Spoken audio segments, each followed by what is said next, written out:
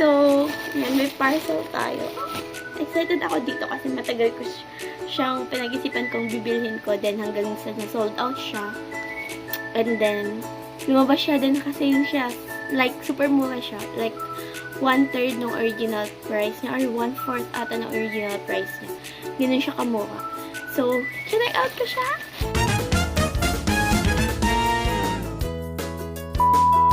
So, this is from Caroline. Hindi na kasi ako nagpipibili ng mga makeup. Latest na purchase ko na related sa makeup is yung lip stain from Time Foria, which is yung mga pinagbibili ko kasi lipsticks, more on skincare, ganyan. Pero, in terms of mga makeup, mga cosmetics, hindi muna ako nagbibili kasi may mga ginagamit pa naman ako. And feeling ko naman, di ko naman kailangan ng ganun kadami. Since isang look din lang naman yung ginagawa ko every time na nagme-makeup ako. But, yung blush ko kasi, from the beginning na nagme-makeup na ako ganyan for work and mga lakad ganun, may isa lang akong blush palette na ginagamit, which is, matagal na siya. Like, more than na kung hanggang kailan lang dapat siya. So, ito yun.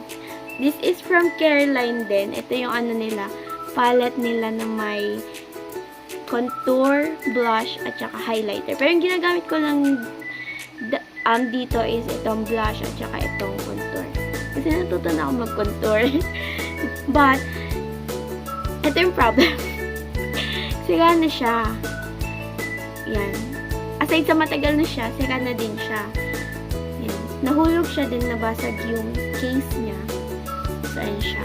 Then, parang sabi ko sa sarili ko, I need new palette. Kasi, kailan ko na siyang palitan since matagal na siya and para lang may something new. So, ito, ang kwento naman nito, nirelease to ng Caroline. Parang gusto ko na siyang bilhin talaga as in. Pero, ang mahal niya kasi 800 plus siya. Eh, medyo, kuripot. So, medyo kuripot lang ako and parang, hindi ko ma-justify yung 800 pesos. Gamit ko pa naman kasi to kahit sira. So, parang, pinag-isipan ko talaga siya ng matagal. Hanggang sa, naka-add to cart na siya, trinay ko siyang i-check out nung 4/4, which is yung price niya is around 600. May discount din kasi parang around 800 yung original price nito. Tapos ngayon, nung 4/4, around 600 na lang siya. So, sabi ko, 600? Next time, parang ganun. Tapos nung May, tinitignan ko siya. And then parang kailangan ko na talaga ng bagong palette, ganyan. Gusto ko na siyang i-check out. Wala na, sold out na siya. Hindi ko na siya mahanap sa shop ng Caroline. So, nilet go ko. Dapat na bibilin ko nung hindi ko na ito makita is yung sa BYS na palette din na tatlo din. Contour, blush, at saka highlighter din. Pero around 300 yun. So, parang pinag-isipan ko kung bibilin ko ba siya or what. Hanggang sa nakalimutan ko na lang na kailangan ko pala mag-check out ng palette na ganito. And choice ko din pa rin actually yung sa Caroline pa rin, bagong palette na ganito.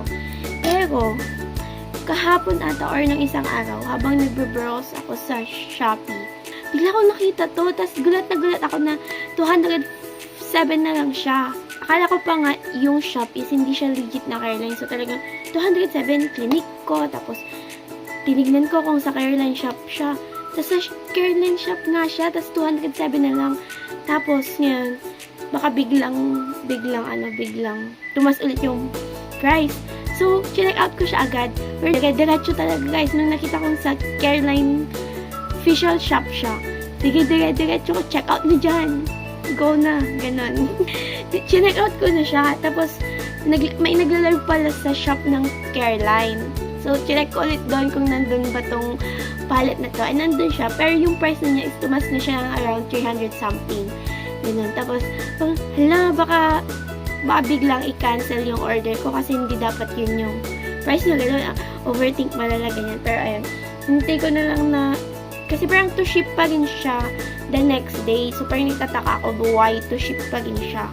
Baka hindi i-ship yung order ko and makancel siya. Something ganun. So, siya? 6-in-1 na palette siya. Ilang cute lang, di ba? Oh my gosh! I'm so excited! Oh my God. So, pwede siyang salamin. Like, gulat na gulat yan, ante.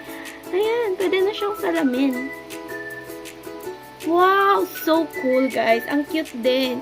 Ay, ayan. Nalagyan ko na ng fingerprint. Pero, ayan, ang cute. And one piece. The 6-in-1 palette. So, i-open na na. Ayan, hindi ko nakita. Kasi natakpan ng ano. Ayan siya. My gosh, I'm so excited na gamitin siya. May tatlong option na ako sa blush. Dito kasi, isa lang. And ito lang talaga yung powder blush ko, guys. Mankit din ang lagayan. Like, yun guys, bye. May nails. Ang pangit na kasi, dami ko ng fingerprint, oh. Pero may